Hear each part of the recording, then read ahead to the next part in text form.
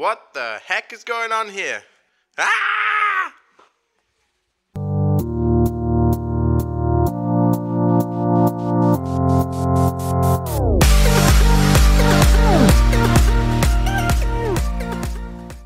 How's it going, guys? So today I'm going to go over the interfaces of Runescape Mobile. I know it can be quite daunting at first with all the buttons on the side and all the things that come up, and I'm going to show you how you can sort of not end up with this, and how having the minimal sort of setup can benefit you and the best way to have everything set up. I just want you guys to kind of know where everything is, how you can set up yourself, because the interface is kind of adjustable, and just how to keep everything simple, smooth, and just work to suit you.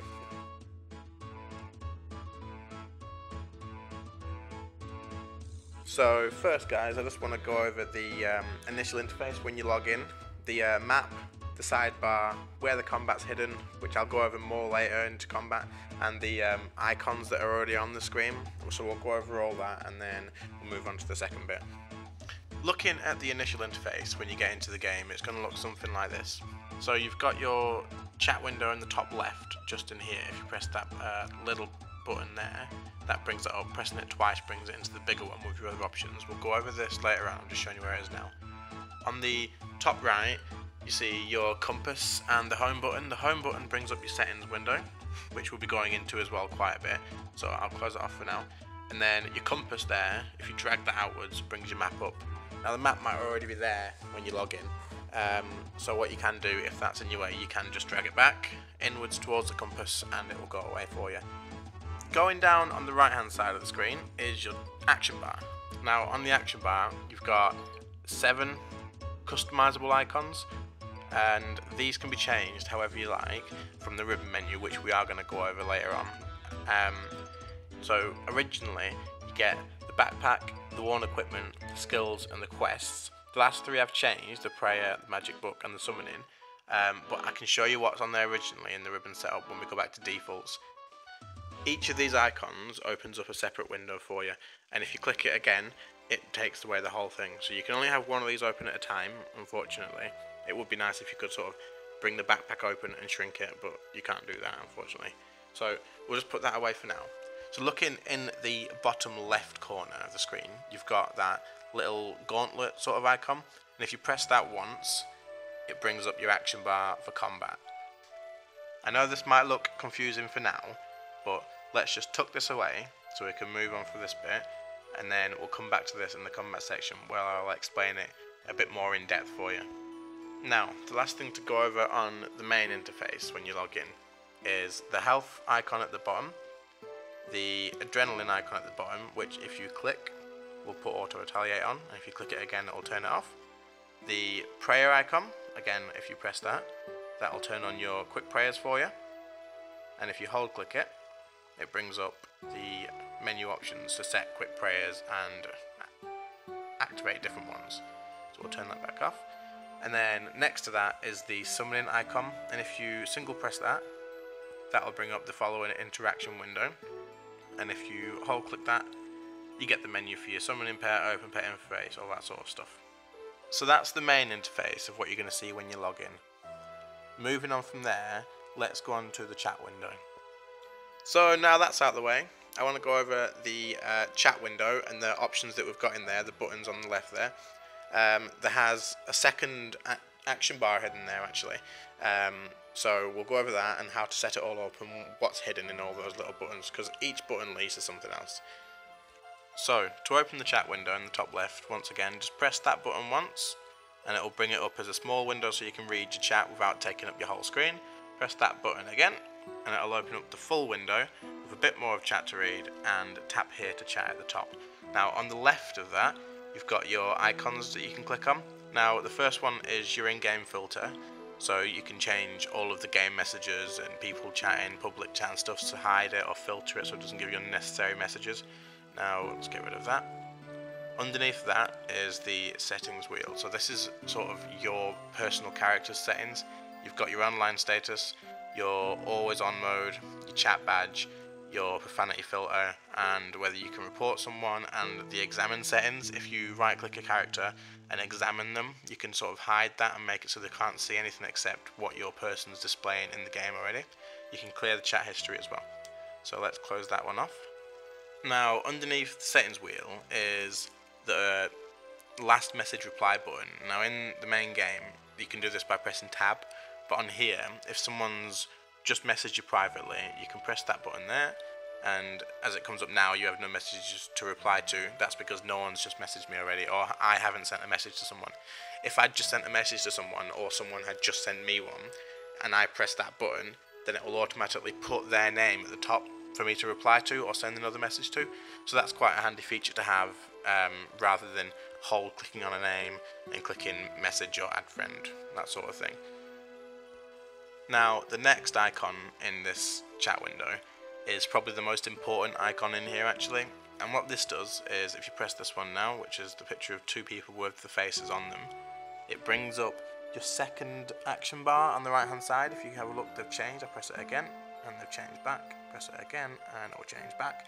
So opening this gives you another 7 options of what you can display on the right, so it just sort of makes opening menus and stuff a lot easier for you, rather than having to go to the home settings button and then going in from there.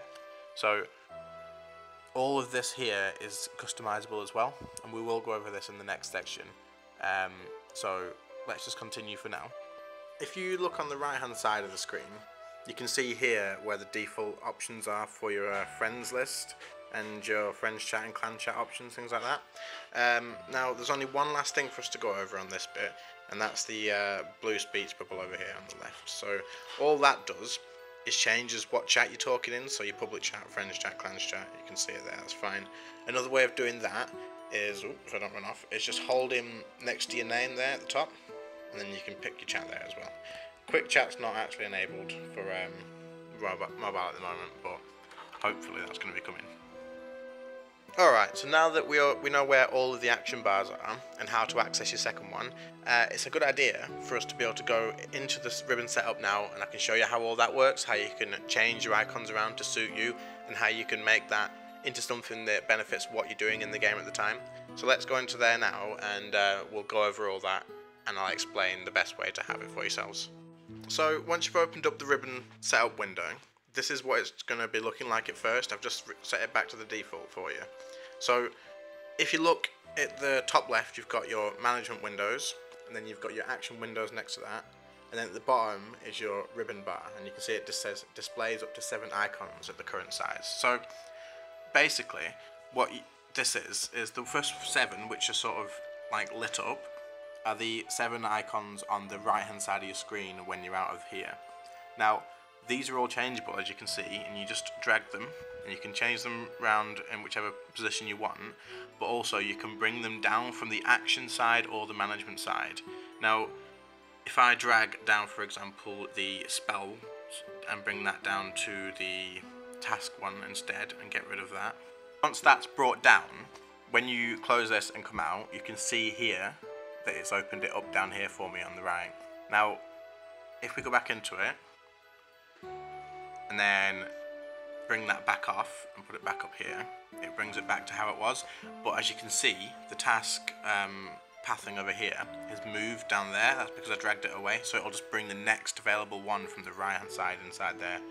Now this is how you customize the first 7 icons. To get into your second action bar, you close this one off, come back to your chat window, and click on the one that changes your action bar over on the right there. You can see it's changed. Then come back into the ribbon setup, and you can see it's now changed to another 7 icons. At the moment, you can't actually change these ones, so if I try and change it now, let me just see if I drag this one down here and place it anywhere, it doesn't actually change anything, but if you look up, you see other things have changed.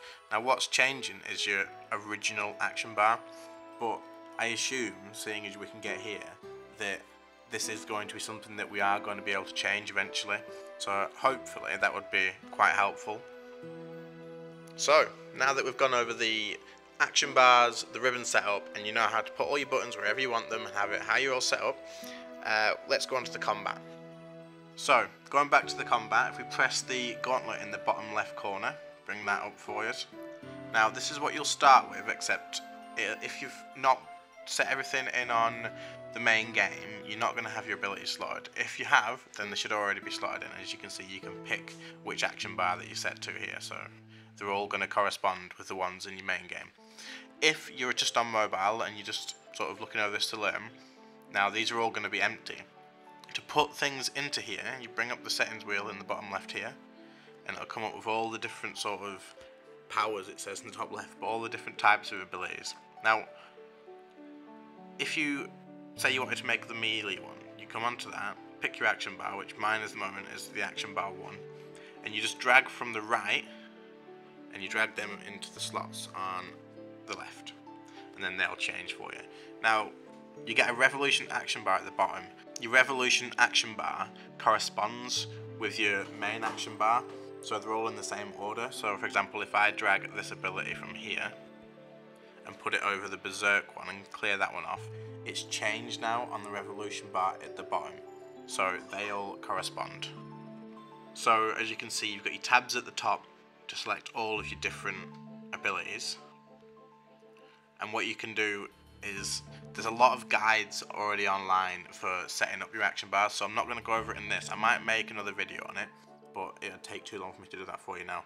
Now, what I wanted to show you is the best way to do combat in this game when you're doing bossing is not to just have the full manual on. I mean, by all means, if you can do full manual, then good on you, that's brilliant. But the best way to do it, I'll show you now, is to hold on here and go to combat settings. And then if you change that to revolution, close that off, you get your revolution bar at the bottom there. Now, you've got a number 1 on the left and a number 1 on the right. The one on the left, if you change that, will pick an action bar of your choice. Now, my number 5 has got all my defensives, thresholds and prayers in there, food and restore, all that sort of stuff. But my revolution action bar at the bottom will still be set to the melee options. So if I had a sword equipped, then my character would automatically use those, but I've got access to all of these other ones, so that gives you a bigger range of abilities that you can access. It would be nice if there was a little bit more that you could fit in somewhere, but for now this is what we've been given. If you are wanting to go full manual, however, you don't have to have that. You can always practice switching between action bars, and you could set this up so if you were going to go to next, you could have all your main abilities on this first one, and then you could quickly swap to number 2, and you could have all your defensives on that one, and then if you wanted, you could even go to number 3 and have anything else on there, say if you wanted to have debuffs or anything like that on there. So you can scroll through them. It'll take probably a bit of practice, but it's definitely doable, and I'll see if I can give an example of it in a future video. So the last few things to go over is on the left hand side of your action bar, you've got like a recycling icon almost. If you press that, that just swaps around your action bar sides. Now that's quite useful. I think it's over there mainly because if you open up your inventory or any icon on the right, it clears off that. However, if you press that, you can get your abilities back. So you press it again and it swaps them back around, so it gives you access to that if you need your inventory open for food and stuff. Now, what I like to do is, if I bring it back to number 5, is have my food and my prayer restores and things on the ability bar as well. Now, that lets you keep the inventory locked away, and you've still got access to the main things that you're going to need. So, for example, what you can do is drag an item directly from your inventory down to the bar, and also from the spell book as well. So if you wanted to go over there and bring over different spell, you can drag it over, swap it with, we'll say Surge this time, and there it is for you. So now that we've gone through the combat, that's pretty much most of the stuff that I was wanting to cover in this video. I just wanted to go through one last thing through the settings window, which you can see there, and just go through the basics of that, just so you know everything that can be covered. So this one's probably going to be quite a quick bit, but I just wanted to go through it for really those of you that are exclusively to mobile, because it is quite very similar to the main game one.